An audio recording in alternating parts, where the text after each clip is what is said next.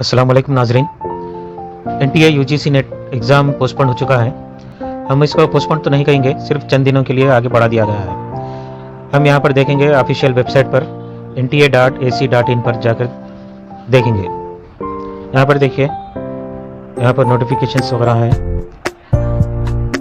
Public notice conduct of UGC NET June 2020, यहाँ पे Archie में दबाइए।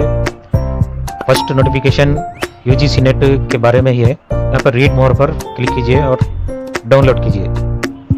यहाँ पर साफ तौर पर दिया गया है, चूँकि दूसरे एग्ज़ाम्स भी होने की वजह से और कैंडिडेट्स वो एग्ज़ाम और ये एग्ज़ाम भी लिख रहे थे, तो इस तरह कॉमन कैंडिडेट्स होने की वजह से NTA UGC नेट एग्ज़ाम को सिर्फ जो है 7 या 8 दिन के लिए आगे बढ़ा दिया गया है।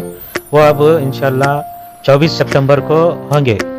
यहाँ पर देखिए 24 सितंबर को ये कॉमन एग्ज़ाम होगा और इसके एडमिट कार्ड्स 1 या 2 दिन में, कल या परसों UGCnet.nta.nic.in पर जाकर हम डाउनलोड कर सकते हैं। ये जहन में रखिए, ये पोस्टपोन तो नहीं हुआ, सिर्फ चंद दिन के लिए आगे बढ़ा दिया गया है। आप लोग अपनी तैयारी जारी रखें।